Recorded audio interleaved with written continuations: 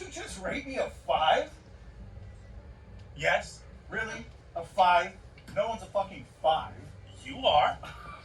A 5. Unbelievable. I mean, who are you to judge anyway? It's not such a bad score. It's average, halfway between a 0 and a 10. You think 5 is an average score? Unless you're using a different mathematical system than base 10. Yes. Okay then. Show me a 0. I haven't seen any tonight, but then it takes a lot to rank that low. I usually save that for guys with BO and Trumplicans. Okay, good call. Alright. Well then show me a 10. I haven't seen any of those either. Because you saved those for... Exceptionally amazing people, like Ryan Reynolds, who's both beautiful and very funny, or Chris Evans, who's both gorgeous and really nice, or Henry Cavill, who's Henry Cavill. Okay, well then when you rated me, you only base it on how I looked, right? I mean, I could be really funny. I could be really nice. Yes, you could be. But you wouldn't know. How could you? You don't know me at all. Oh, please. I've known you by the hundreds. A mind reader. All right? Tell me something about me. I dare you, since you know me so well. I know you're single. You had a 50-50 chance of getting that one right. I know you have a membership to the gym. Duh, who doesn't? But you don't go. So? I know you've been trying to eat healthier foods, but cooking for one is virtually impossible. The recipes, even those meal kits you can order, are aimed at 2 people minimum, and cooking for more people means you gotta eat the same leftovers for a week. Produce goes bad before you can get to it, so you end up throwing it out, resorting to crap that's quicker and easier, like microwave meals. Okay, you just literally described every bachelor in America. I know you dress for comfort and not fashion. Yeah, well, we're in a bar. Yes, but this isn't a dive bar. A lot of people dress up when they go out for a drink. They think of it as an audition or an interview. Suppose, now you say, in an offhand, joking manner, who can afford both fashion and rent in today's economy? And you always get laughs and nods of agreement, but the truth is, you don't think you look good in clothes, so why spend the money when it won't make a difference?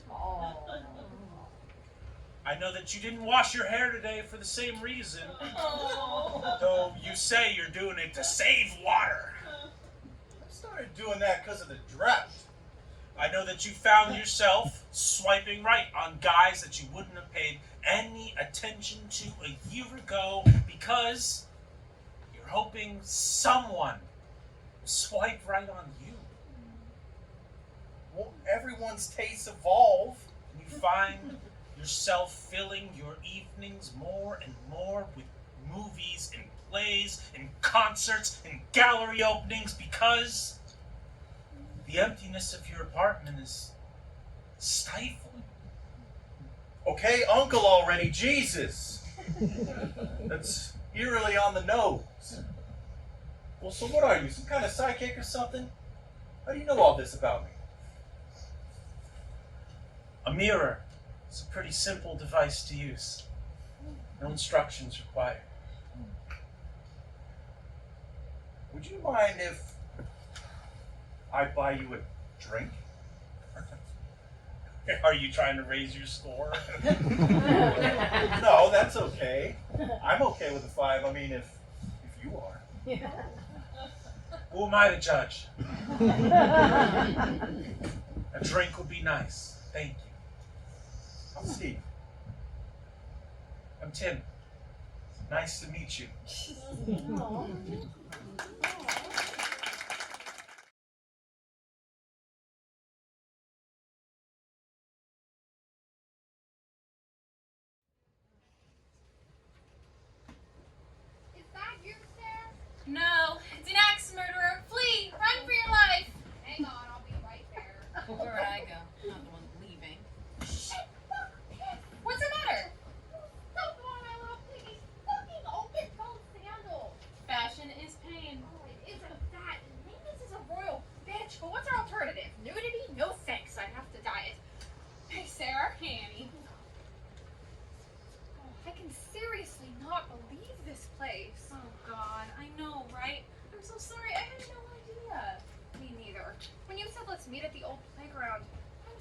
Why did you see it again?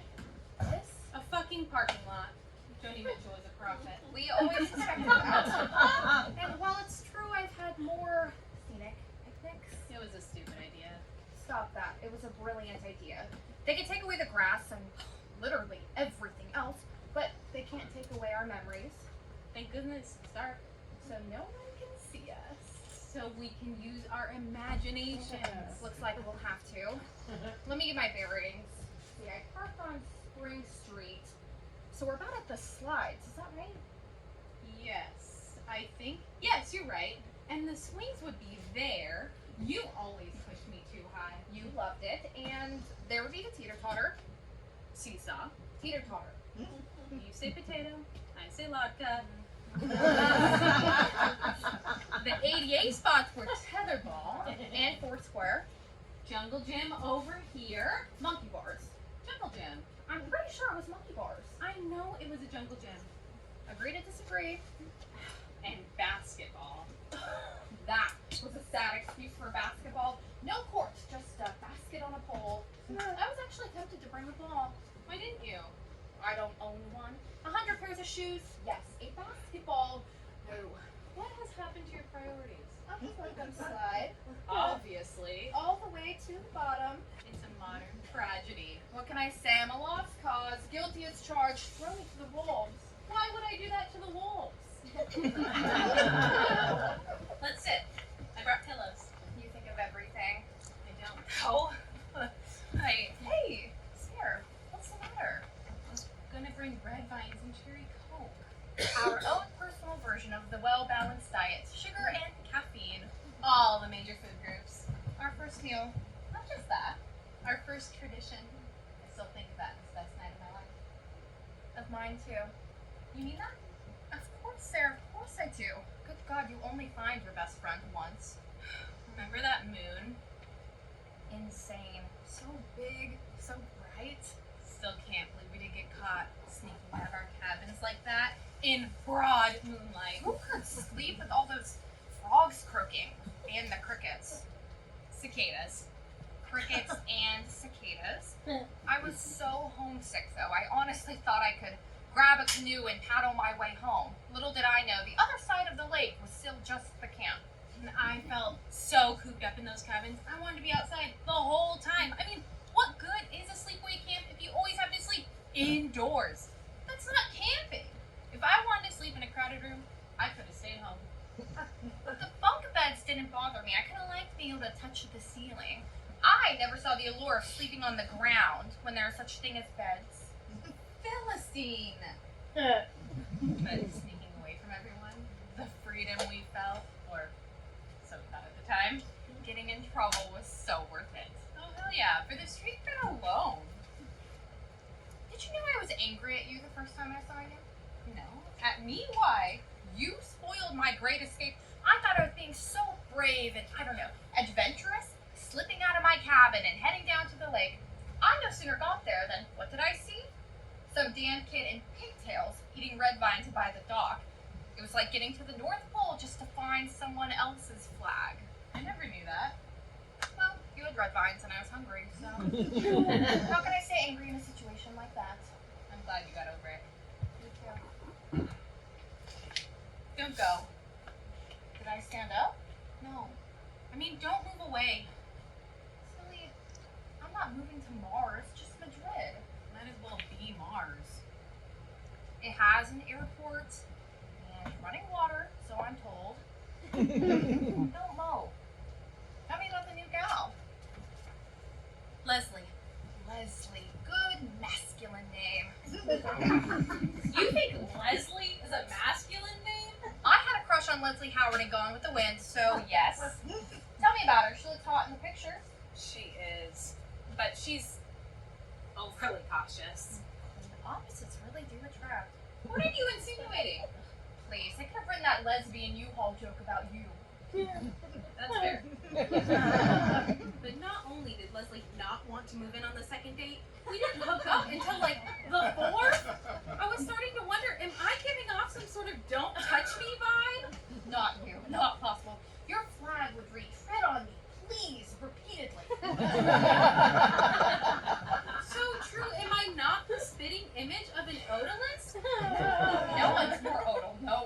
more or less. Thank you. But no, turns out she's just really worried about her health. She thinks you have STIs? Is that anything like an STD? They're called STIs these days. What's the I stand for? Infections, I think, because they aren't all diseases, but they are all infections. So we're worried about offending viruses now? It's come to this? But no, that wasn't her concern. Okay, so if she's not worried about STIs, then what is she afraid of? Gingivitis.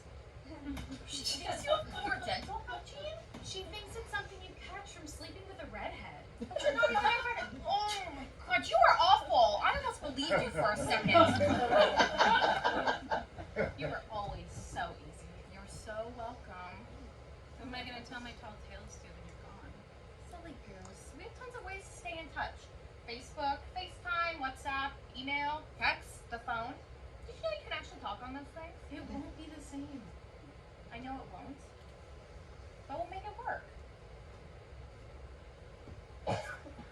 Nice deflection, by the way. Moi? Deflect? Je ne comprends this word. Deflect. From actually talking about Leslie. Nice drawing won't work. What's the deal? Didn't work out. She thought I was too high maintenance.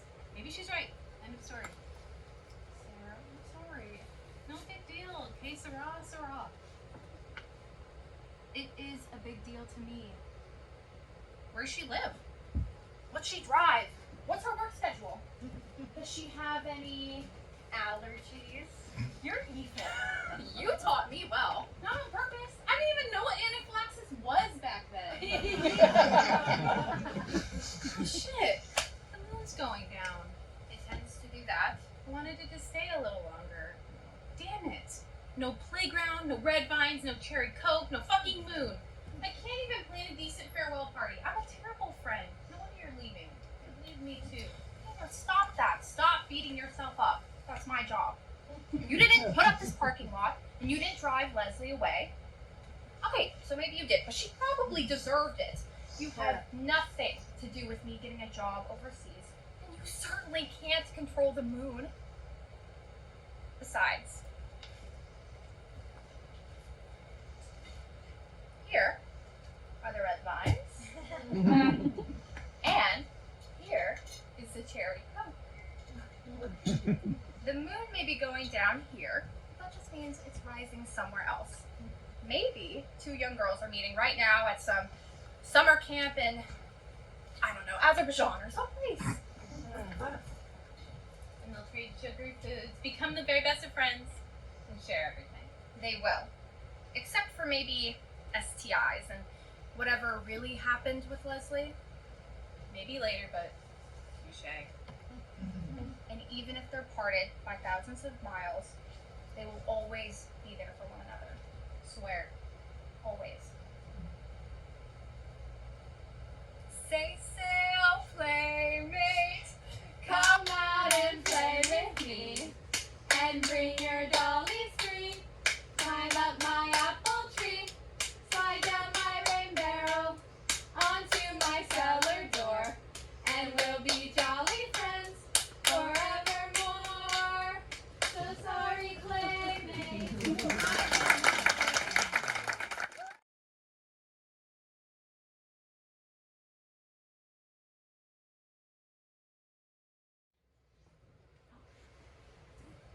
Silence, the old saying goes, is golden. But another saying tells us that silence gives consent. I had the right to remain silent, so I held everything in. Because people don't discuss such things, because no one wants to hear it. Not really. Anyone I tried to talk to about it immediately shut me down. But I was this pressure cooker about to explode. I had to talk to somebody. So, I stumbled upon this lie that allowed me to talk about it, if only in code. If I said that strangers had abused me, then it placed everything at enough of a distance that people would listen. As long as the villain was nameless or faceless or other, then it was an acceptable level of horror. If the man was someone close, someone known, someone related, then it was too much and shields up. So, I talked about my experiences, but I placed them at a remove. I was abused by strangers, I said. Men who paid for my services, I said. Lies. But all the rest was true. No one paid for my services. I was right there for the taking. I was just down the hall or in the bunk bed below. It started out simply, safely, camping in a tent in the backyard. Such an adventure. My oldest brother suggested that we snuggle to keep warm. He never paid much attention to me. I mean, he was 8 years older than me, and it wouldn't be cool for a teenager to be seen hanging out with his 6-year-old brother. So, I was in heaven, wrapped in the arms of my oldest brother. He caressed me a lot. It was nice. It was friendly. Then something strange happened. I asked him why his willy was getting hard. He said mine would do that when I get older. He suggested placing his in between my legs to keep it warm. It was like a game. Then, the game began to expand. And no, I'm not making a dick joke. My other brother came in and saw us sharing a sleeping bag. He asked us what we were doing. So I told him. Nothing wrong, nothing to hide. We were just keeping warm. And that's when I began snuggling with him as well. But the exterior didn't stay exterior. You can't know what it's like. You're sleeping, right? Safe and warm in your bed. You wake with the start with his face in your face. Your heart is racing. You're breathing rapidly. Hey, he says, want to have some fun? Fun. Because being startled awake in fear is fun. Because never getting a full night's sleep is fun. Because being penetrated against your will is fun. Because gritting your teeth until it's over is fun. Because crying yourself to sleep is fun. Because waking up in shame and disgust is fun. Because having to say good morning and smile at him across the breakfast table is fun. Sure, you say, rolling over. Let's have some fun. Get the picture. I don't know when I realized that it was actually wrong what we were doing. The funny thing is I thought I was the bad one. Not my brothers. They were being nice to me. I was the one walking around with the shame and the guilt. I never saw their guilt as greater than mine. When my mother walked in on us once, I thought for sure we were going to be punished horribly. But denial is a remarkable thing. Before we could come up with an excuse, she was right there making excuses for us. We were just experimenting, she said. We were just curious, she said. Boys will be boys, she said. Oh, I'm sorry to interrupt. It'll never happen again, she said. She must have told my father because he spent the entire evening telling us about the birds and the bees and explaining how babies were made, which was a revelation to me, because I was still on Team Stork, and how that could not happen between two men. I'm sure he was making an argument for them to stop, but my brothers heard something else entirely. Namely, girls could get pregnant, boys could not. So, vive la différence! It didn't end until I came out of the closet and headed off to college. My family, both my parents and siblings alike, jumped at the chance to scapegoat me, and I found myself without a family at all.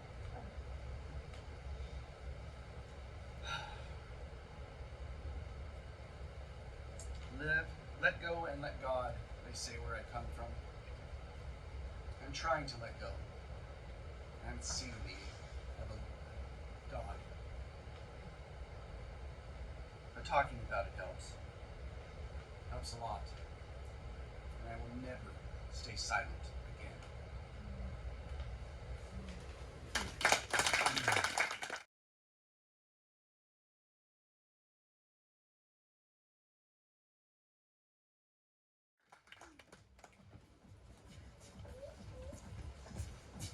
So there's a question I have been dying to ask you. Do tell.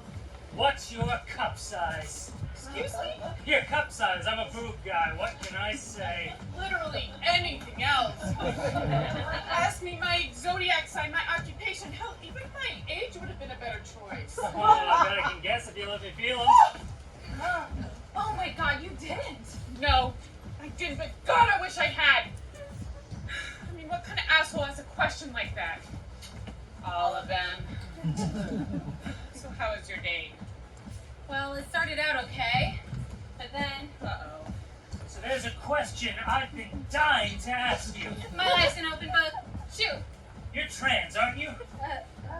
Excuse me? I've always had a fascination with that kind of thing. What can I say? Literally anything else. You could ask me about my educational background, my family background. Hell, even my weight would have been a better choice. Oh, come on, girlie. Show me what you're working with. You did not. No, I didn't, but I wanted to. Fuckers.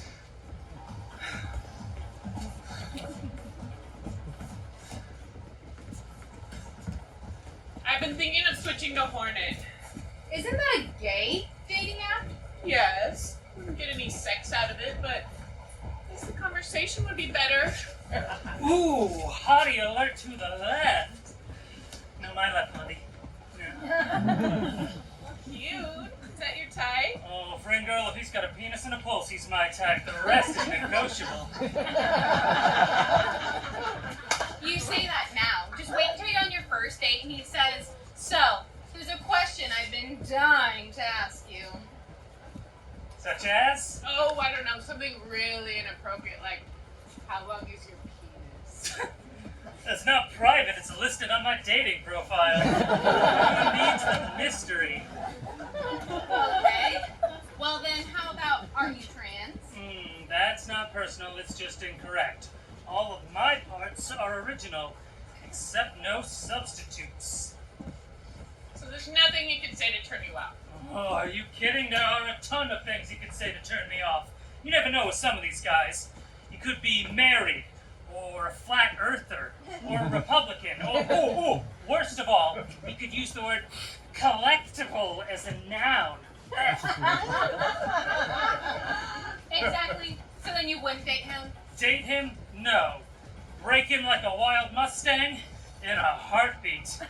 Oh, excuse me, ladies, I'm off to the rodeo. I knew women have different priorities.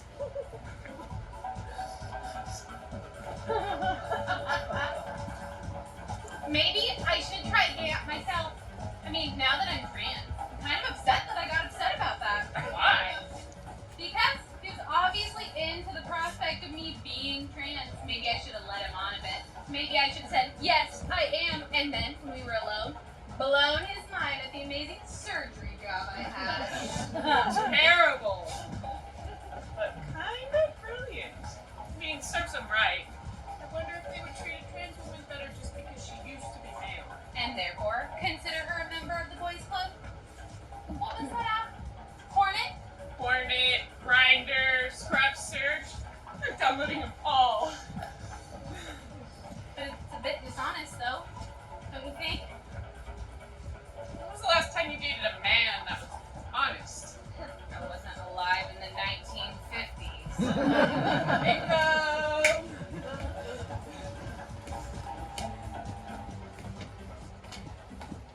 Just imagine going on your date and you have the upper hand. A date where you're not scoping out your escape route. A date where you don't want to send them a bill for all the time you wasted. A date where you're not praying for food poisoning. A date where you don't feel like you're starring in a sexual harassment video.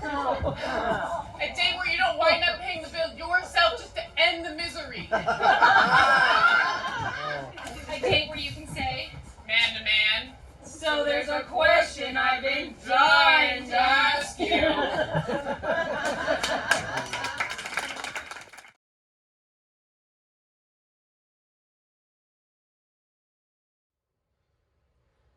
cry is heard in Ramah, Rachel weeping for her children. That's from Jeremiah 31:15. It's a particular favorite of mine. It's also in Matthew 2:18, It's a long story as to why it's in both the Old and the New Testaments, but the juice isn't worth the squeeze. Let's just stick with Jeremiah. Oh, but please don't think I'm one of those people that goes around quoting scripture all the time. I'm not like that. No, it's just there are these parallels. Rachel was barren for the longest time before giving birth to 2 children. Joseph, you know, the one with the coat of many colors, and Benjamin. She died giving birth to Benjamin. My grandmother died giving birth to my mother. My mother died giving birth to me. In that very house, in this very town. Ramah, New Mexico, population 461. It's spelled the same as Rachel's village in the Bible. Hell, it was named for it when Brigham Young's crowd founded it back in 1876. Except around here, everyone pronounces it Ramah. My father's a bigwig in the LDS church here, so they call us Mormons. That's why I'm so familiar with the Bible and all of its sequels. I'm religious, I guess, but I'm not a fanatic about it. Not as much as I once was. Do you know we have 5 churches in this town? For such a small town, we sure do have plenty of churches. But 3 are tiny. One's Baptist, one only caters to Native Americans, and I don't know what's up with the one they call the Candy Kitchen Mission. That leaves one large one, the Mormon Temple, of course, and one mid-sized one, the San Lorenzo Catholic Mission. Despite being surrounded by Bible thumpers, I think I've learned more about life from literature, frankly. Shakespeare has more wisdom to impart than the Book of Mormon. Heck, between you and me, the Lord of the Rings has more wisdom to impart than the Book of Mormon. But don't tell anyone I told you that. I will deny it to my death.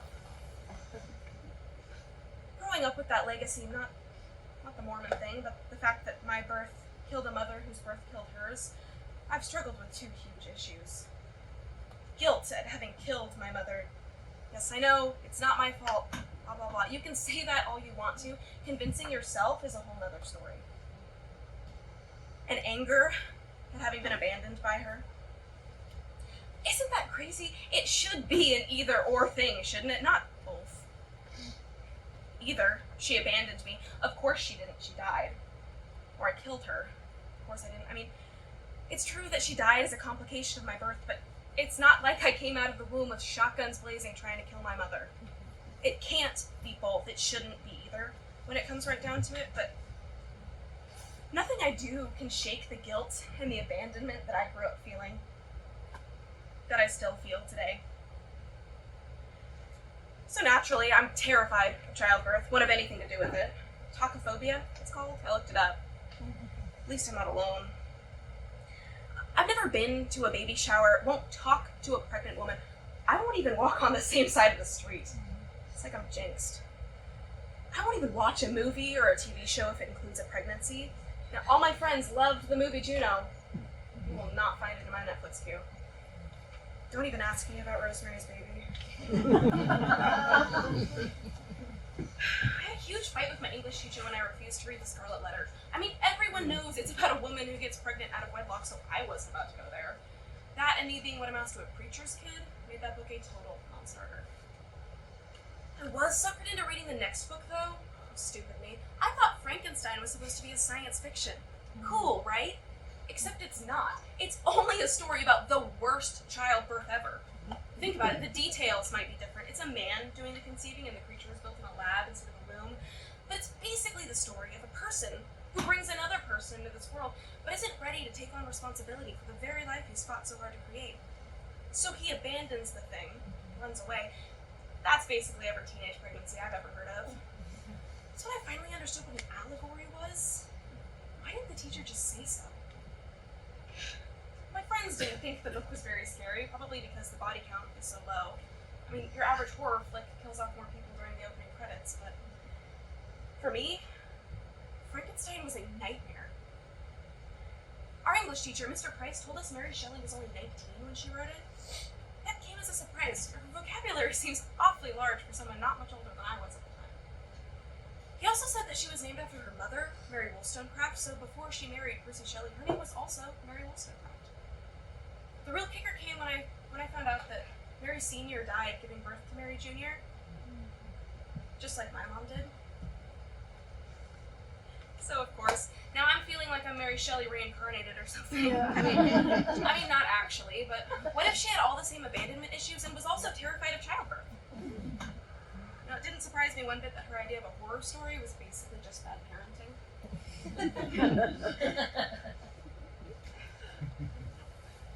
I always thought it would be easy to be safe, to keep myself from getting pregnant. It isn't hard to do in Ramah. The town is so small, but because the town is so small, the pool of eligible women is pretty small as well, so being single here can be a liability. Still, I figured I was pretty safe since I don't even like boys. Until one day when I felt something was off. I felt like I was being watched. I felt I was being pursued. I felt like I should take precautions in case someone decided to make the decision for me. But the nearest Planned Parenthood is in Farmington, 150 miles away. My father would never take me to such a place, and I couldn't talk to him about what I feared. How I worried that it was just a matter of time. I could just imagine his response. Calling me a whore, telling me I was inviting it, saying that such a thing couldn't happen unless I allowed it, or wanted it, or encouraged it.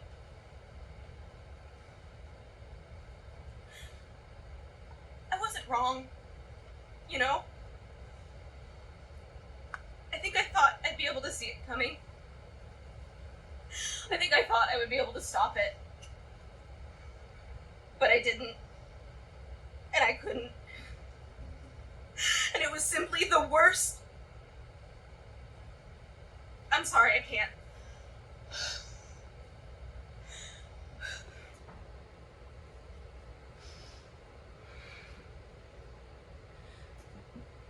After that man from our church, my father's right-hand man, if you can stand it. After he, you know, and after I missed my period, I told my father. And he said every single one of those awful things that I knew he would. And worse. You wanna know the real kicker? When my father kicked me out of the house, the man standing at his side for moral support was the very same man who put me in this condition. Good Lord, I half expected them to make me wear a big red A on my chest. Unbelievable. Fortunately, St. Lorenzo's been more welcoming. And the Catholics sure do love a sinner. You know, at first I thought I was jumping from the frying pan into the fire, but they've been very nice to me. Even if they do look at me as if I were broken. As if I needed fixing. They aren't forcing their religion on me, thank goodness. Although, they have left plenty of reading material lying around. Oh. You know, I kind of like their version of saints. In the Mormon Church, we call each other saints. We ourselves are the Latter-day Saints. But that so isn't true. Obviously. In the Catholic Church, you have to earn the title. Like Rachel did. Do you want to know the funny part? No, really, I mean it. There is a funny part. Do you remember Mary Shelley's mom, Mary Wollstonecraft, Senior, the one who died in childbirth? Well, it turns out she was a writer too. She wrote a piece called A Vindication of the Rights of Women. And then she died in childbirth. That cracks me up. I mean, just thinking about it can send me into high hysterics sometimes. An early feminist dying barefoot and pregnant. I guess you had to be there. If I were rich, I'd fly up to Canada and have it done. city, I would find someone who knew how to do it. If I was brave, I would try to do it myself. My grandmother died giving birth to my mother. My mother died giving birth to me. I'm pregnant now. And yes, I'm terrified. In a way, I'm the closest I've ever been to my mother. That woman that I never knew. Saint Rachel, pray for me.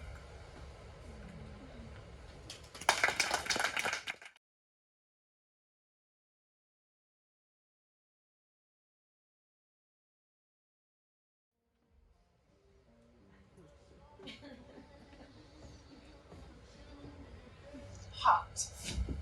Ugh, what are you thinking? Not. Look out for taste.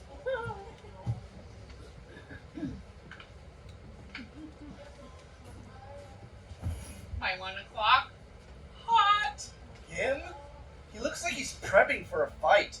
Not. Stop yucking my yum. I am saving you a lot of grief.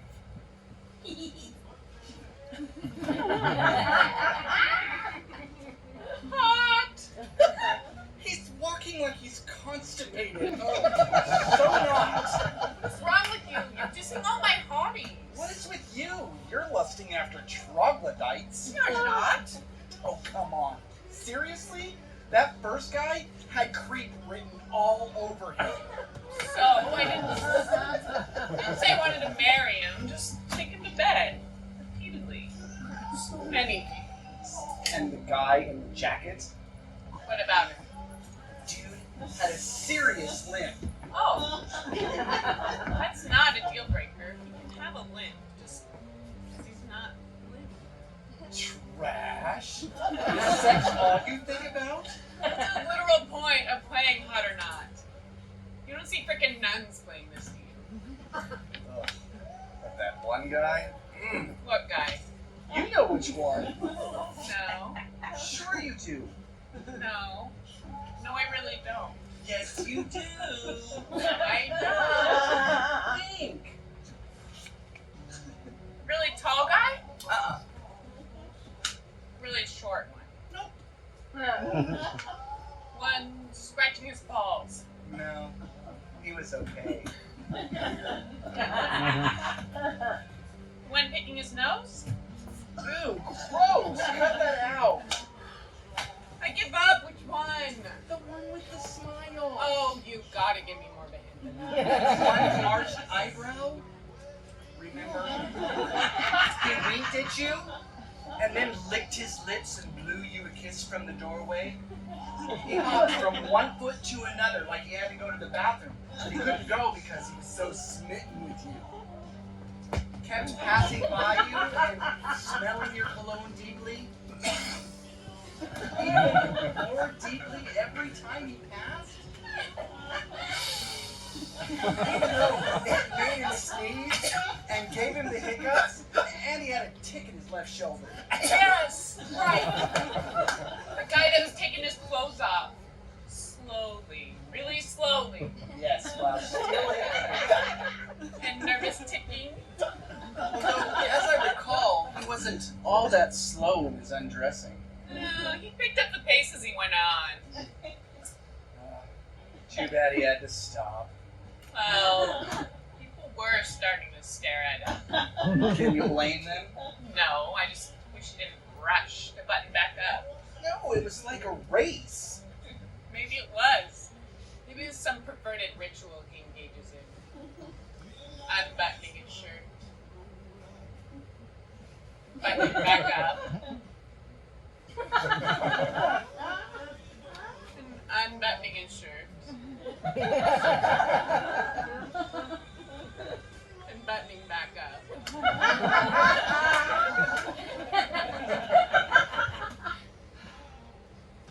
And unbuttoning his shirt.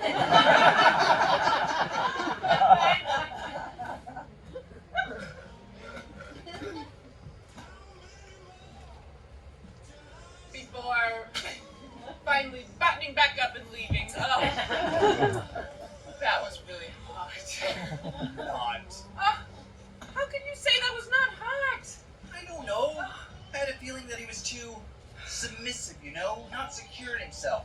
He's too easily led by others. No convictions of his own.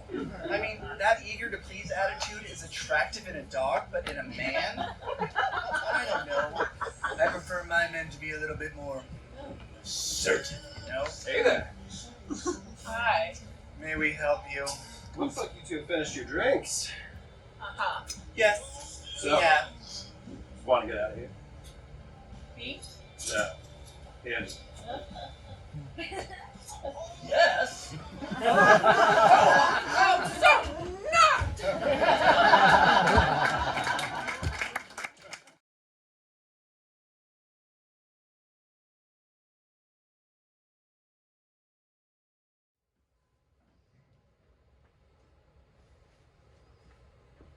You gonna help me or what? I'm not moving from this spot. Asshole. You're never gonna lift that. Not alone, I won't. Get your ass over here. I'm not moving from this spot. Oh, fucking fuck. I told you so.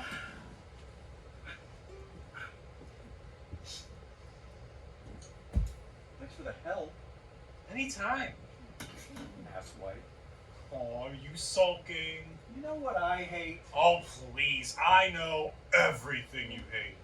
I hate people who say, I told you so. And I hate whiners. Sit down. Take a load off. Oh, did you pull something? Do you need me to get you a pillow? Fuck off. Oh, sweet Tucker. You kiss your mama with that mouth? Rest. You'll get it next time. Not by myself, I won't. Sure you will. Have faith. I have faith. Since when? I have faith in you.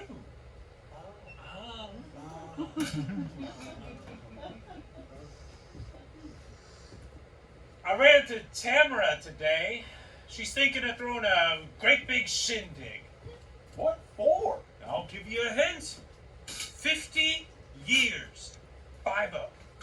50 years. Really? What is that? Half your age? Big breath. But you don't look a day over 100. Oh, says the man who can't lift a stupid little 50 years! Wow. Half a century. I know, right? Most of them don't even make it to what? 25? 30? If that. 50 years, I'll be damned. Well, you tell Tamara to knock herself out. I won't be attending. Come on, you have to. For Tamara. Don't be such a curmudgeon. I'm not a curmudgeon. And you know I hate shit like that. I know what you hate. So you say. You hate people who say I told you so. I also know what you secretly love. What's that? Attention. Fucker, do not. Do so. So, I can tell Tamara you'll be there? No, you may not. And quit trying to change the subject. I'm still mad at you. What for? For hanging me out to dry just now. Damn. If I had tried to help you just now, you'd be yelling at me for getting in the way. Instead, you're yelling at me for not getting in the I'm way. not yelling at you. Much. How's your thumb? I'll survive. Oh, goody. Well, thanks to you. Douchebag. Just give me another couple of minutes and I'll try again. Do you think you should? Are you up for it? Should I get your walker, call for backup? I'm gonna hurt you in a minute. You know what I hate? No, but I feel like you're gonna tell me. Pre-shredded cheese. That is awfully random. It's just lazy. Would it take so much for people to get a cheese grater and a block of cheese and grate their own? But no, people gotta buy that pre-packaged crap. I think we should ban pre-shredded cheese. Make America great again.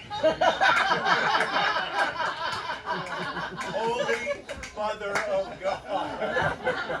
You are evil. That was terrible. What a groaner. Gotcha.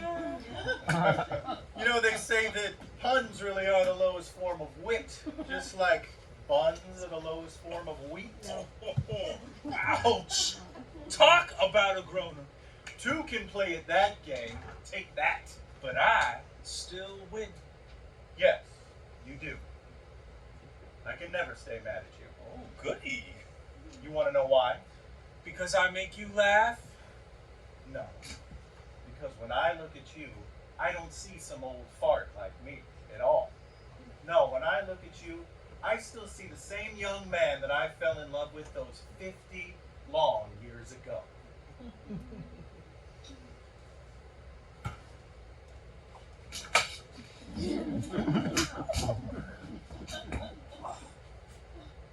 You haven't aged a single day in my eyes either. Now, are you gonna go fix that mailbox? Or what? Well, someone has to. You gonna help me? No. Asshole. I love you too. Now, you got this. You don't need me. I'd only get in the way. Yeah, all right. I think if I can get better leverage. Now let's get this thing figured out. I used to be able to do things like this with ease. Come on.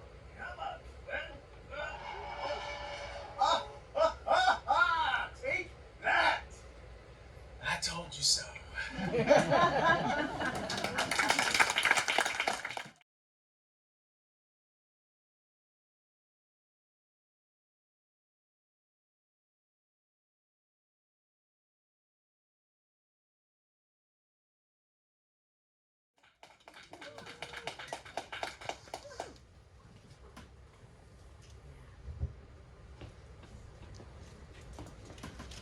Starlight, star bright, first star I see tonight. I wish I may, I wish I might, receive the wish I wish tonight. Woo! That was fast. I didn't think anyone was out here. I'm sorry. What did you say? I said that was fast. I only just wished it. Wish for what? Wish for you. Company. I wish for some company. It's silly, I know. I was lonesome out here, so I wished on a star for some company. Some really clumsy company. Sorry, these windowsills are not made for skirts. Tell me about it. I lost my virginity to that sill. I should sue. That thing really does away with the whole women and children first. In a fire, all the women will get stuck in the windows and everyone behind them will burn. Oh, speaking of which, this is why I came out here. Okay. Do you mind? No. I've never met a woman who smokes. Well, now you have it. It's a red letter day. Put it in your diary. Dear diary, I met the most incredible woman on the fire escape. And guess what? She smokes. I'm yummy, by the way. You're what? I said I'm yummy. It's my name, not a value judgment. Okay. Mary Margaret, it's nice to meet you. Likewise, I assume. You assumed. Well, I don't really know you yet, do I? You seem like yummy up and up, but first impressions can be deceiving. In a few minutes, I might be tossing you over the railing. Joking. I'm joking. I'm a kidder. It's in my genes. Both sides of the family. My father was a kidder. My mother was a kidder. I'm a child of incest. Holy Moses! You should see yourself right now. You are petrified. I'm just pulling your leg. It's what I do. I see two legs. I have to pull one of them. I just think some things shouldn't be joked about. And that's the difference between us. I think everything should be joked about. You'll learn to take my comments with a grain of salt. Make that a spoonful of salt. And make that salt kosher, please, or I'll never get the end of it from my bubby. Okay, so you're a leg puller. Good to know. So, that's what seamstresses do. And tailors. And my bubby. And my mother, I suppose, but only as a last-ditch effort. That woman isn't picking up a needle and thread unless something is completely falling apart. Like this conversation. I'm sorry, I'm just not used to... Never mind. So is your name really Yummy? Oh, sweetheart, it's not just yummy, it's downright delicious. What? You don't like it? You got a problem with yummy? No, I love it. It's just so unusual. Well, so am I. I am an extremely unusual individual. A more unusual gal you will not find in the 5 boroughs. What's more, I taste terrific. So yummy fits. Okay. Relax. It's not my real name. It's just my reputation. God, I'm just joking. You are so easy. It's like shooting fish in a barrel. Ready, aim, fire. Look, if you must know all the salacious details, Yummy is just a silly childhood nickname that, unfortunately for me, my family, and most of Brooklyn, stuck. My given name is Miriam. M-I-R-Y-A-M. Like the prophet, Moses' big sister from the Bible. But why call me by a 2-syllable name like Miriam when you can shorten it to another 2-syllable name like Yummy? I guess I should be glad they don't call me Yam. No offense to yams. I like yams. They're my favorite root vegetable. So what is your family calling you? Mary Margaret. You're joking. I'm not joking. Okay then. So, what do they call you at school? Mary Margaret Gallagher. Now you're pulling my leg. So your name was longer at school? So they can tell me apart from Mary Margaret Brennan. Oh. And Mary Margaret O'Keefe. And Mary Margaret Flannery. And Mary Margaret I Mahoney. get the picture, truly, and it swam at her. Well, I'm not going to call somebody that requires that much breath. I'm a smoker, remember? There's not much you can do with Mary, except for shortening it to Mare, but who wants to be called a female horse? And besides, there are already way too many Marys in the world as it is. But Margaret, now that's some fertile soil. There's a boatload of names that come from Margaret, or Marguerite if you want to get European about it, which I don't.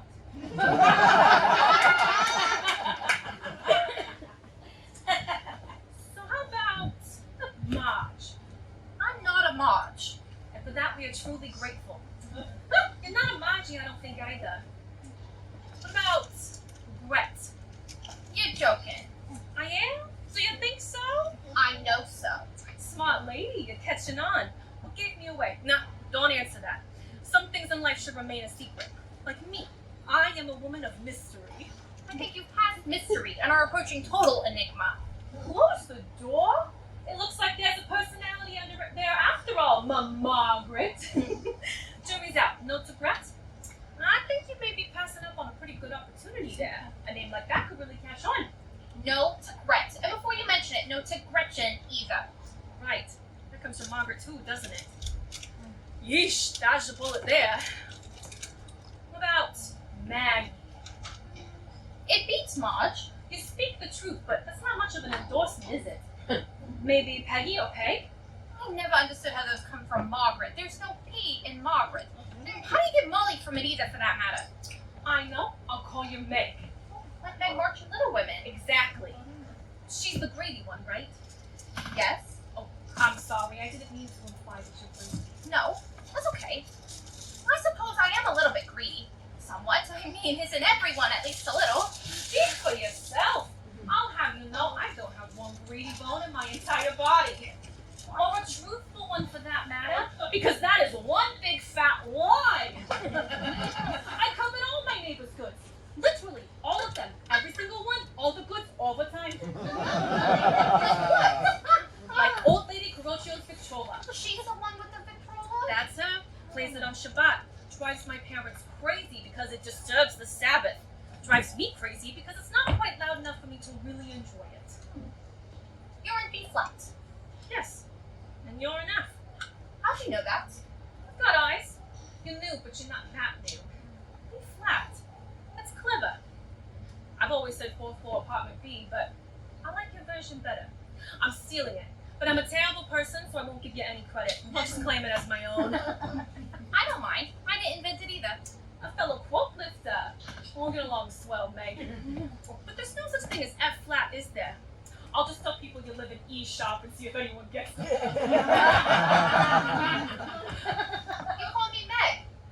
I told you I was going to do that, remember? We had a whole discussion about it just now, in lieu of small talk about the weather. Well, I know, but you just said it so easily. Like you've been calling me Meg for years. I like it. Good. Because let's face it, Mary Margaret is for the birds. I mean, for crying out loud, you might as well dress up like a leprechaun and say, Shorty Pagoda, look at me, I'm Irish. It's nothing to be ashamed of. You do realize you just said that to a Jew, and without a hint of irony, for us. I'm sorry, I'm just. Don't apologize.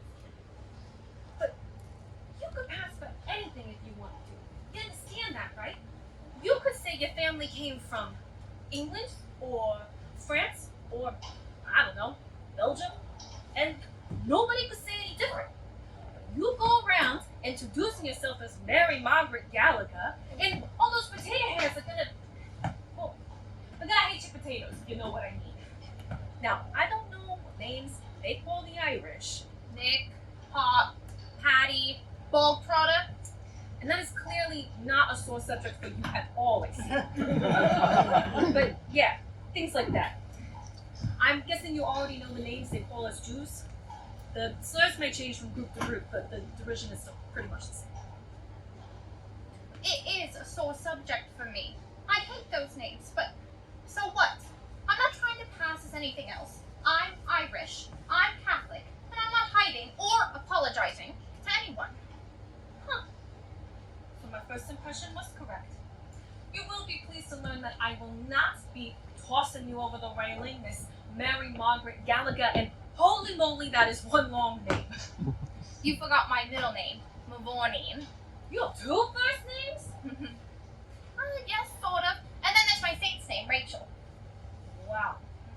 Well, I am very pleased to meet you, Miss Mary Margaret Mavourneen Rachel Gallagher, who I shall simply call Meg. The pleasure's all mine. Mary. Mary? Do you mind? I can't call someone by a nickname that makes me blush. And besides, Miriam is for the birds. Touche! You're getting better at this. I like Miri. It's different, just like me. Not Mary, but Miri. Like the woman in the mirror looking back at me. Yeah, I like it a lot. Thank you, but why would yummy make you blush? Ah, never mind. I forgot who I was talking to. A nice Catholic girl. You even have to confess dirty thoughts, don't you? We call them impure thoughts. And yes, every week, don't you? No, for us it's once a year. During the days of war, we have to apologize directly to the ones we've hurt for the things we've said and the things we've done. But we can keep our thoughts to ourselves. Thank goodness. Otherwise, we have to call it the days of war for. Once a year. Wouldn't that be nice? Well, now that we've sorted out our names and atonement rituals, out with it. Out with what? Out with why you were sneaking out on the fire escape just now. It obviously wasn't to smoke. The coast is clear. With the window. It's a little tricky. It's safe. It's just awkward. Thanks. Are you alright? It is dark out here. In private. I thought you said we could see the bridge. All I see is the back of another tenement building. It's an alley in New York. That's the standard view. What do you see to the left? The fire escape of the building on the left. Right? Right. No. What do you see to the right? The fire escape of the building on the right. Right. You have to work. Now, look out over the railing. What do you see? The alley. Swivel your head all the way to the right. Oh, there it is. The world famous Brooklyn Bridge. Neat. You can't see very much of it. You're looking down an alley. You want the panoramic view? We gotta go to the roof. Can we do that? Not safely. Well, it's lovely. And all you have to do is risk life and limb to see it. Yeah, very funny. Don't worry, you're safe. I got you. Strange, it doesn't look quite real somehow. It looks like a painting, doesn't it? Yes, that's it exactly, like a painting. Thank you. For what? It's just the bridge.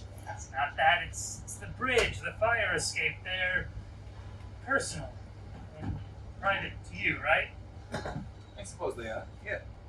And you're sharing them with me, so thank you. Anytime. Sorry about the bum rush. My parents are nosy and I didn't want to have to make up a reason for why you're here. You could just tell them the truth. Oh, that I met a guy at a diner and decided to take him home with me? What's the worst that could happen? I think their heads might explode. What, yours? I don't know. I mean, no. Yeah, you're right. Definitely. Explosive material.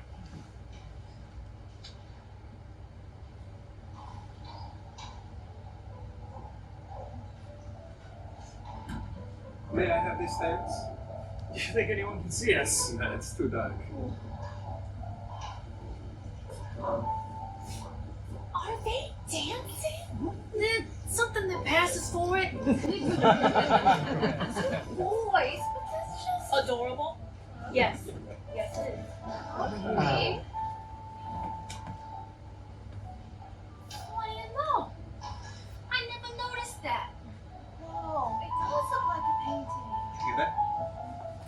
Hear what? Go ahead, voices. All I hear is the Ventrola. Sound is a way of traveling funny in the city. Yeah.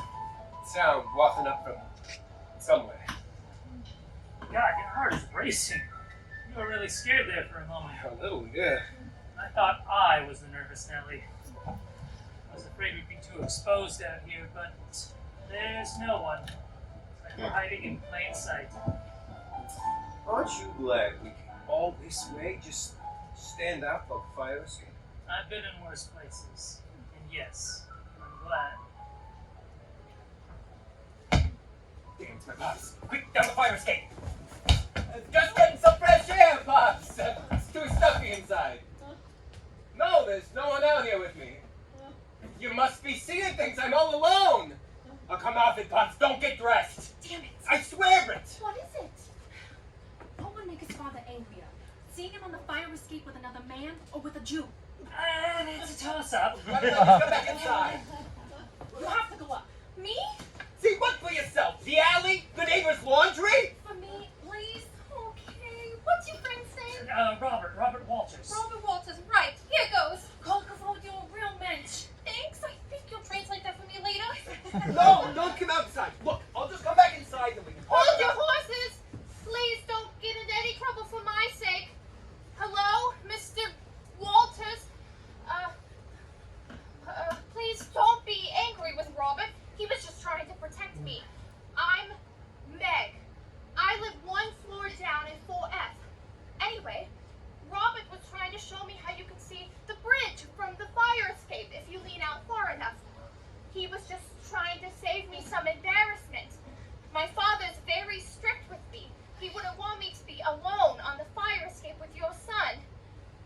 Would you mind helping me back in, Robert? You know how clumsy I am with this window. Yeah, sure. Let me help you through the window. Again.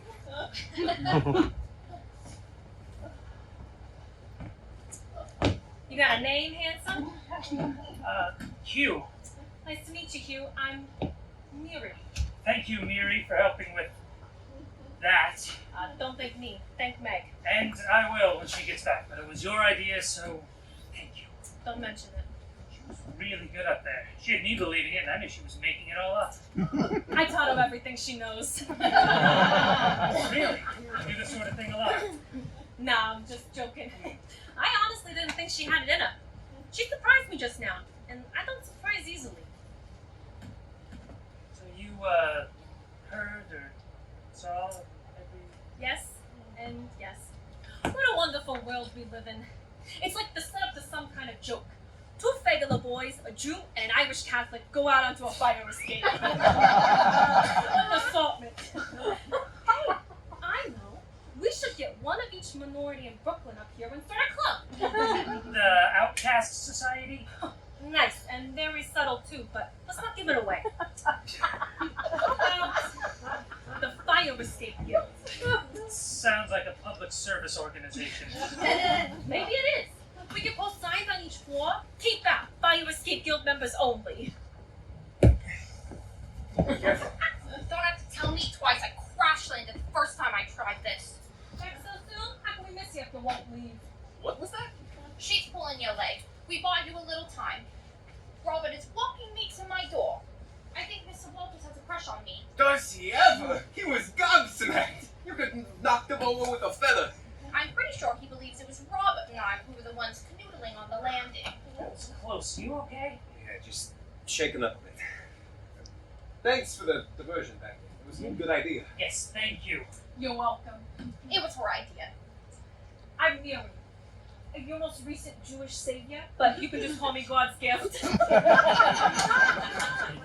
speaking of great ideas, you two are just in time for the swearing-in ceremony. The what? We four are the founding members of the Fire Escape Guild. It's a public service organization. Founded it, a minute ago? Yeah, maybe a minute, maybe two. 2 minutes. Okay. And, what exactly does this guild do? We've already done it. What? Lie to each other's parents? If we have to. We look out for one another. Bingo. We do what we can to keep each other safe. Safe? Safe.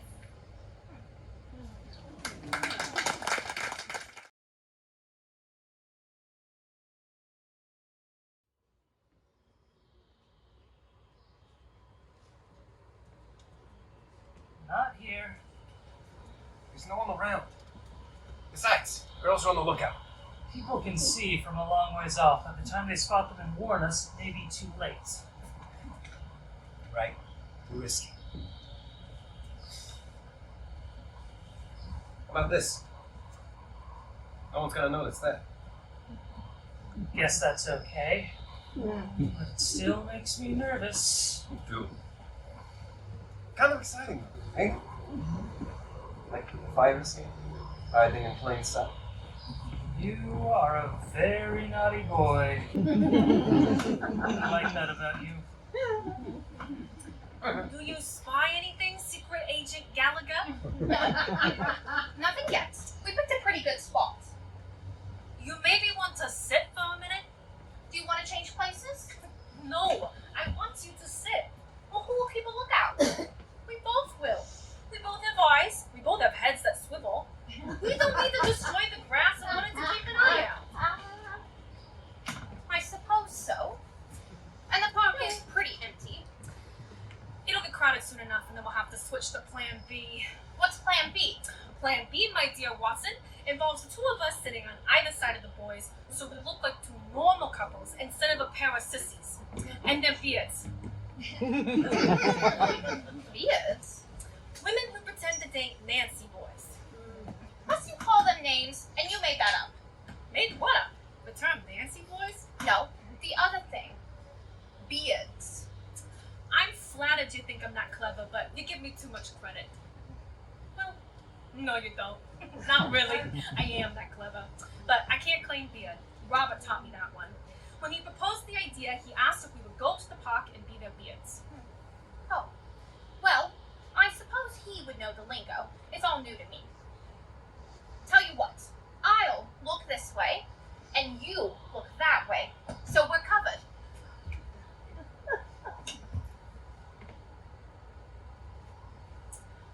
How about I look that way and you look this way? That way we're both still facing toward each other, so it looks like we're having an actual conversation. Instead of two bad spies very obviously playing lookout. Oh. Yes. Good plan. Espionage is an art.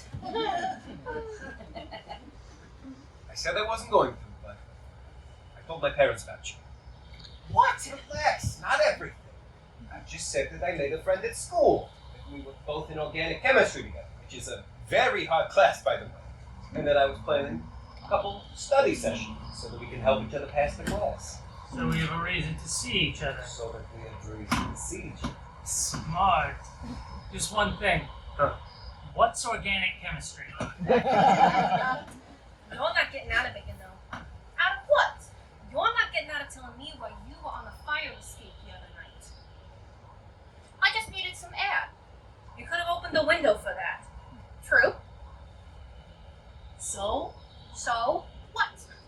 So, what's so wrong at home that you had to climb out a window to get away from it? It's not some big secret. Then what? It's just some medium secret? Some small secret? It's not a secret at all. Then why don't I know what Well, because I haven't told you.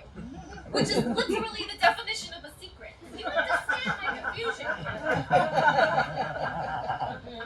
It's just my family, alright? I had to get away from them. No, I never would have guessed. I thought you were running away from the mafia.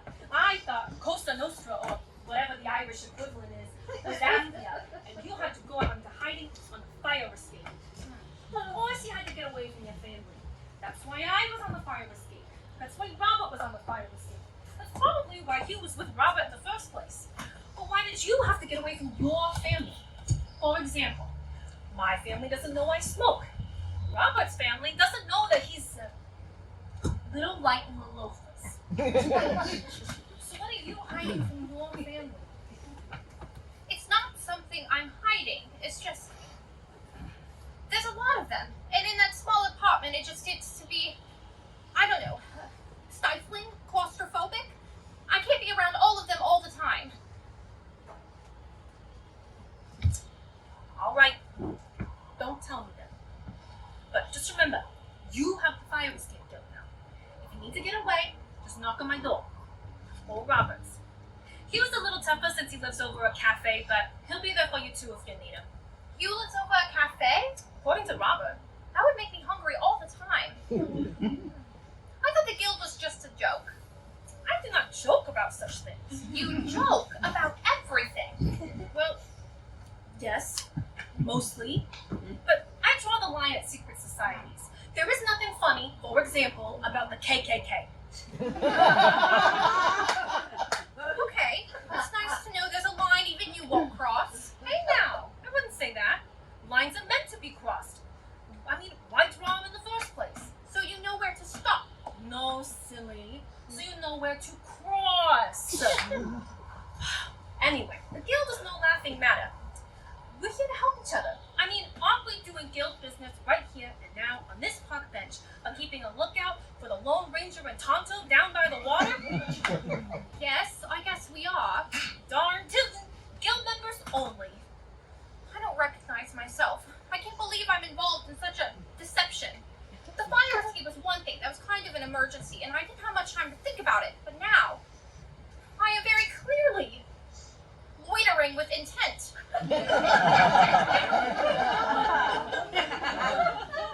Your next trip to the confessional should be fun. Forgive me, Father, for I have sinned with 3 other people, all at the same time, outdoors, where everyone could see it. We did it first on the fire escape. Then we did it again by the lake at Prospect Park. Stop! You live to embarrass me. That is very true. You hit the proverbial nail right on the proverbial head. I live to embarrass May Gallagher. It's my sole reason to exist. Okay, if anyone asks, I'm just gonna say organic chemistry is hard to explain. Leave it at that. I like hearing you talk about it, though. Even though you have no idea what I'm saying. It doesn't matter. Your face lights up when you're talking about it, and that is more than enough for me. Yeah. Pretty excited about being a doctor someday. What about you? What makes you light up? I don't think I like anything that much. What do you want to be when you grow up? Policeman? Fireman, maybe? I don't have the right temperament for either of those jobs. I am too much of a scaredy cat. Let me guess. You're the baby of the family. Your older brother's picked on you. Not exactly, but something like that, yeah. You're doing it again. Doing what? Dodging questions about yourself. Doing that thing. Giving me an answer that's not quite an answer. Every time I ask you something about yourself, you dance around it. So then I end up telling you all about me, but I still don't know much about you. I'm sorry, I didn't realize I was doing that. What is it you want to know? Everything. I want to know everything about you. But so far, the most personal thing that I know is that you like root beer floats. Root beer floats are the bee's knees. Argument here. Let's start with your family. What are your parents like? You have any brothers and sisters? My parents are like most people's parents, I assume. You know, they're strict, but they mean well. And well, as for brothers and sisters, yes, I do. Kinda.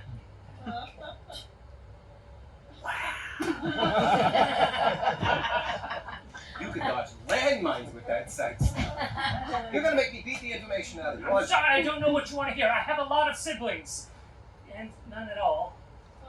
Is that a riddle? What are you, the Sphinx? What does it mean? Look, does it mean, are they all dead? Did they disown you when they found out? Or is it... No, it just means that I grew up in foster care. Oh. I've had a lot of families, but I don't have a family, so I never know how to answer questions like that. Sorry. Yeah, great, perfect. Now you feel sorry for me. You think I'm broken. No! I'm sorry because I hounded you into talking about something you clearly didn't want to talk about. I didn't mean to upset you. I'm just used to people like me. People who talk about their families all the time and can't shut up about it. I like hearing you talk about them. Well, the good news is that's not going to be a problem. Mary and I were cut from the same cloth when it comes to running at the mouth. Yeah, she does talk an awful lot, doesn't she? I don't know where she gets the breath. It's called circular breathing. The air goes in at the same time it comes out. But hey, if you ever do decide that you do want to talk about anything, I am capable of shutting up and listening sometimes. I'm glad to do it. Thank you. I haven't had very good experiences with that. Talking? No, opening up to people. Seems like most folks have a fixed idea about fosters, that we're all, I don't know, trouble, that we're worthless or unwanted. I mean, I get it why. I had plenty of foster brothers and some sisters who were hard to handle. Always running away or stealing things, acting out, trying to get attention, I suppose. Me, I was always the opposite. Always cowering in the corner, trying to make myself invisible. Didn't work though. I see. Lucky me. Luck. Go ahead, ask him. You ask them. I always do the talking. It's your turn. I don't know.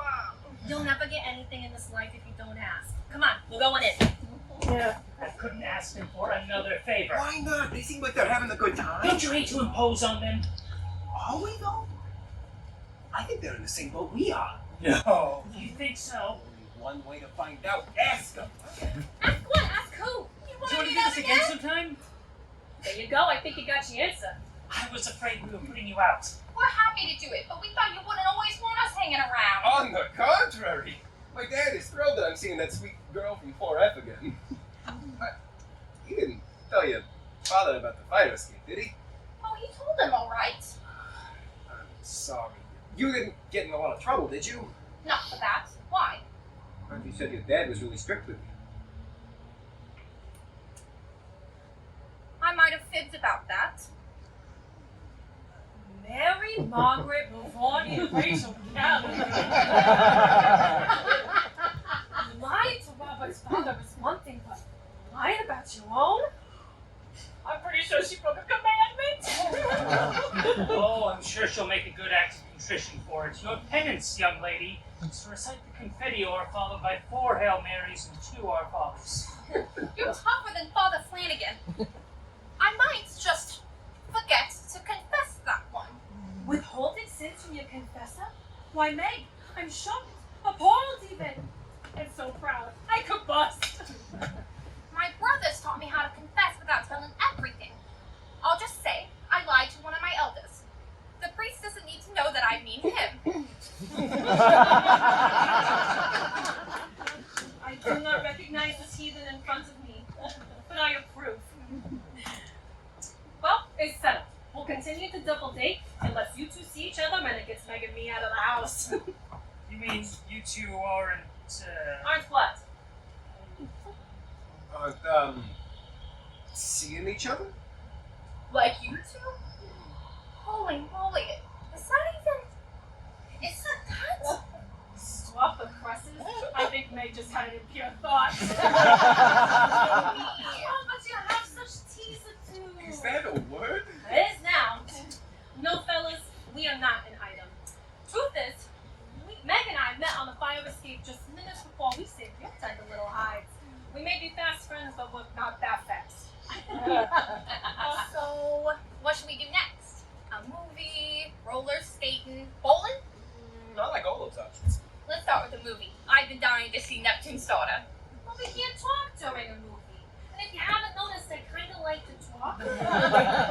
No, I hadn't noticed. Why do you think I recommended a movie? My little girl's growing up. I'm compelling. We're gonna need a Hebrew-English dictionary to keep up with you. That's Yiddish, actually. Well, aren't you something? And how do you know what language that was? I've got some Jewish friends. Uh-huh. Looks like this little onion has some layers to it.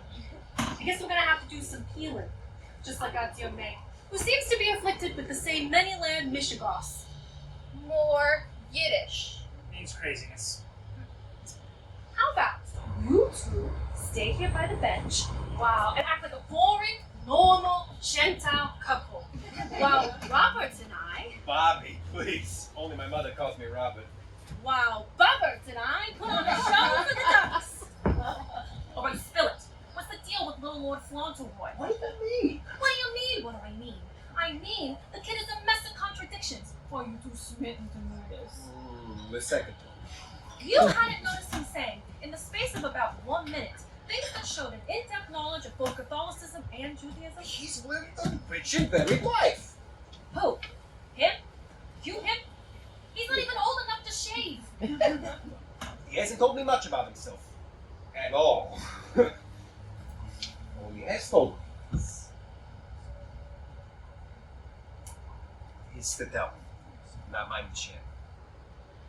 You know, as fake boyfriends go, you're not much fun. Oh, I'm Meg's fake boyfriend, remember? That means you gotta be Hugh's beard. Well, that means be more fun than a barrel of monkeys. Still waters run deep. Besides, gives you a chance to practice more of your Yiddish. Hey, no fair out yummy and yummy. Now, what? Ugh, never you mind. Why do I get the feeling they're talking about me? Funny, I thought they'd be talking about me. Oh, you'd be more interesting. Me? A goody two-shoes who's taking secretarial classes because she can't think of anything else to do? Yeah, fascinating. Oh, you got me beat. I'm a dishwasher in a diner. The one you live above? What? I'm so envious of that, living on your own, up above a cafe where you can see all the people below you on the street. It's not all it's cracked up to be. You don't see the street from your window? All I can see from my window is the laundry that people hang between our buildings. And all I can say to that is people have terrible taste, not to mention hygiene. How long have you lived on your own? It's a huge goal of mine. Ever since I aged out of school. That quick? Just graduate and go? Yes. Lucky. Yes. You should have us all over sometime. I don't know about that. The rest of us have families, but you're a man about town. You know I only have my one room, so we all have to sit on my bed. Oh, right. Silly me. In my imagination, I figured you had a huge apartment all to yourself. In my imagination, so do I. Did your family find out about you? What do you mean? Sorry, I'm being nosy, aren't I? I just thought that maybe you were kicked out of the house or something. The whole graduate and go thing? It's not my business. No, nothing like that. Nothing so dramatic. You, Miri, and Bobby are the only people in the world who know about me. Pretty much just the only people in the world who know me at all. Oh, well, that's enough, right? 3 friends, as long as they're good friends. Sure, yeah, 3 is plenty. The Fire Escape Guild. Yeah, that Miri is something else. She is. She comes across as being so cynical, but she's obviously a fixer. What do you mean? I no sooner met her that she wanted to help me, and then you you and Bobby appeared on the land above us, and she wanted to help you two. It's like she's out to repair the whole darn world. What's so funny? That's what I want to know. Weren't you just joking? No, I was being sincere. What? I'm dying here. Let me in on it. You know I don't like being left in the dark.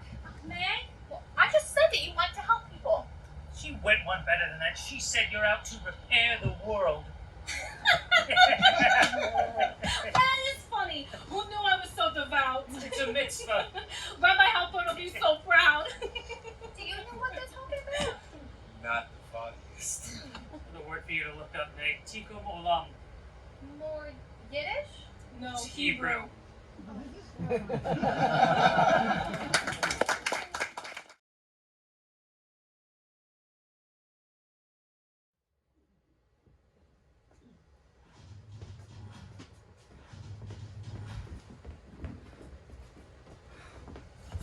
you so much. Oh, you're welcome so much.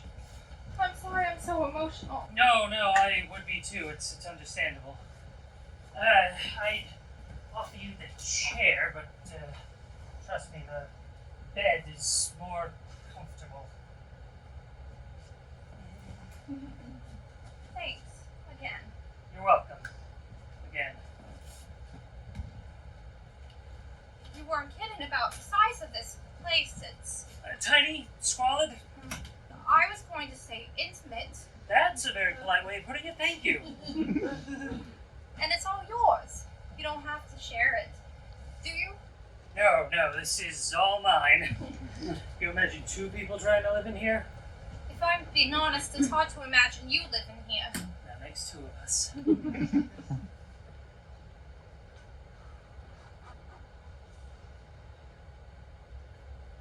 How did you come to live here, if you don't mind my asking?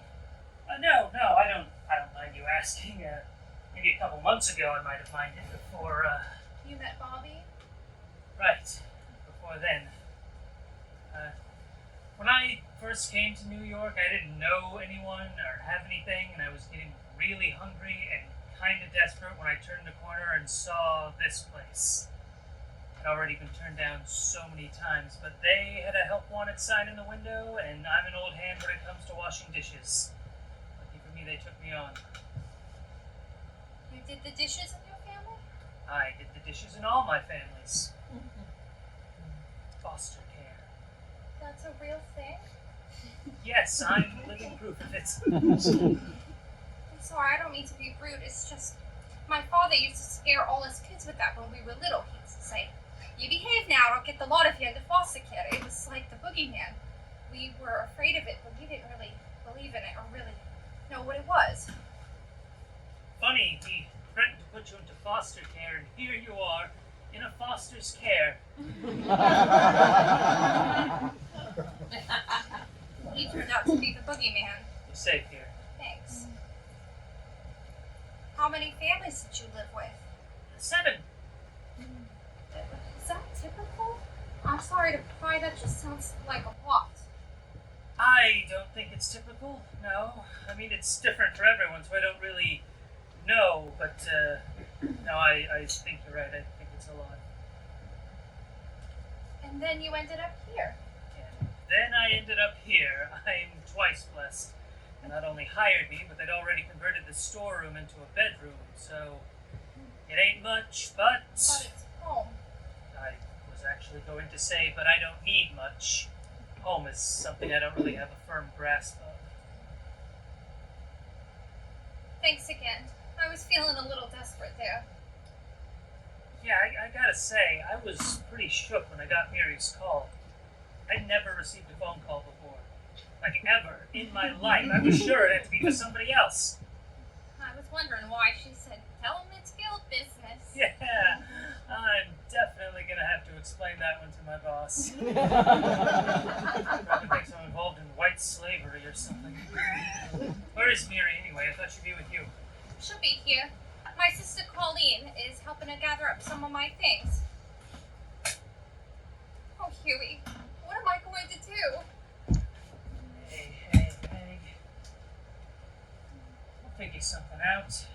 Remember, you've got us. The entire guild is behind you. Guild. I thought that was just another joke of Mary's when she said it, but it's turned out to be a real thing now, hasn't it? Yeah, I'll say. Bobby and I never would have lasted this long without you two. I'm glad I can return the favor. Are you sure I can stay? You won't get into any trouble. Honestly, I have no idea. But they've always been very kind to me, and I don't think they want to look for a new dishwasher, so fingers crossed. Open up, guild business! Oh, Meg, how you doing? What do you need? Can I get you anything? Are you hungry? You don't look like you've been eating. I brought food. Welcome, won't you come in? Bed upstairs. Gordy. I think Mary gave him a heart attack. Yeah, he's not the only one. Better go up and talk to him. First, I get an urgent phone call, and then 3 people show up on the same day with luggage. I'll be back in a minute. Just tell them it's guild business. Top secret. Yeah, I'm not gonna do that.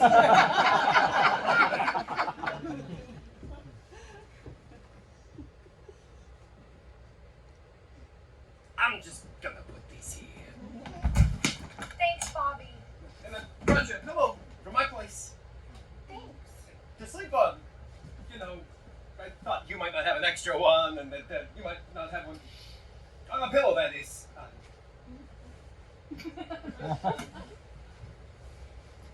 So I guess Mary told you. Yeah. Sorry. She said... I'm so sorry. I wasn't supposed to tell him? What else would I say? No, it's fine, really. Thank you both so much. I hope you didn't get into any trouble on my account. Nah, Colleen was the only soul around. We could have made off with the silverware and the good china too. Maybe we should go back for that. Oh, suitcases. I didn't think I had that many clothes. Or that many suitcases. It may have augmented a little. Sheets and blankets from me, a sleeping bag from Baba. I figured Huey wouldn't have much, but I can tell I clearly overestimated him. He doesn't have anything. As far as I'm concerned, it's a Waldorf Astoria. Or at least a dumpster in the alley behind it. How you holding up, kid? I'm not. This is all a facade. Underneath, I'm a puddle of tears, but I think I'm all cried out. Well, you've left home at least. That's step number 1. Just 11 more to go. But what now? I have no idea what to do. What's step 2? That's why we're here. Bobbert is right. No man is an island. 4 heads are better than 1, and other platitudes like that. I've always believed that the best way to deal with problems is to divide and conquer. I thought that was armies. Armies can be problems. You make it sound simple. It is simple. You'll divide, we'll conquer. Done. Once Hugh gets back, we'll have a better idea if you can stay. But what if I can't? I don't want him to get in any trouble. Do not panic. I have no patience with people who panic. Breathe. You, dear Meg, could not be in trouble if you trouble. With Hugh, or Baba, or anyone else. You understand that, right? But if Gordy said... Gordy Schmordy. You're with us, and we're with you. If Gordy says no, then we'll move to Plan B. My parents will let you stay in my place. Although I don't know if you want to be that close to home right now. I'd be terrified to enter that building. Lucky we know how to sneak you up the fire escape. I don't think I can bear to go back there, fire escape or not. Let's hope you don't have to. If Hugh can't keep you here, and Plan B is unappealing, then we'll go to Plan C. Like maybe the YWCA. I hear it's not very expensive. I don't think my salary is enough for even that. I have some money saved up. You and I can help too. I couldn't ask you to do that. You didn't ask. We offered. End of discussion. And besides, we don't have to decide anything right now either. I'll bring you some money tomorrow. I'll check with you. That way we'll all get a better understanding what we all can afford. Stop the presses! I just had a brilliant idea. I thought all your ideas were brilliant. That is true, but this one is particularly amazing. Genius level. I've outdone myself. Well, don't leave us in suspense. What is it? I don't want to jinx it. I'm superstitious that way. Let's wait for Huey to get back from the eating establishment upstairs. Dinah? Dinah is an extremely fancy word for whatever that is. I don't even think it's clean enough to be called a greasy spoon. Don't let Gordy hear you say that. Speaking of Gordy, any luck? A little. He says you can stay for a short time, as As long as there's no hanky-panky going on. Did you tell him you're not interested in any hanky, let alone hanky? I told him she was Robert's girlfriend, and all the suitcases convinced him it was an emergency. As if anyone would stay in this basement otherwise. Oh, I'm sorry. No, it's fine. It was an emergency that brought me here in the first place. Mary was about to tell us a great idea. Brilliant idea. That is correct, thank you. So, hear me out before you start saying nah, nothing doing no way. Since we've been doing the fake couples thing for a while now, why don't we go one better and get a place together? So the landlord and the neighbors will be two young couples sharing an apartment. They don't have to know the sleeping arrangements. We can afford a place on our own, but all four of us? I don't know. I'm still in school, and my part-time job doesn't bring in much. But your family really likes Meg, right? Oh, they adore her. What if you were to tell them you were the father? Would they maybe pitch in to help? No, we can't do that. Why not? It's low-hanging fruit. His folks already think you two are an item. I can't keep the baby. It's not right. It's not natural. No one's asking you to. But if we tell Bobby's parents, They'll be upset, I'm sure. If they're anything like mine, there will be finger wagging, there will be hands wringing, there will be tears and raised voices. In other words, they'll be very disappointed in their son, whom they will blame for putting you in the family way. But they won't hold that against you. After all, you're carrying a grandchild, or so they think. And they'll feel so sorry when you just so happen to lose the baby, but by then you'll already be married. It's not like it really matters anymore. Married? Yes, married. Of course married. Bobby's parents are not going to allow him to live in sin with you, so to save the family from embarrassment, they'll want him to get hitched pronto.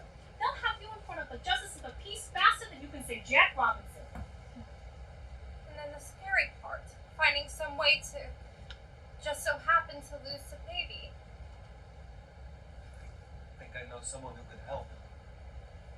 Of course, medical student. It's all settled.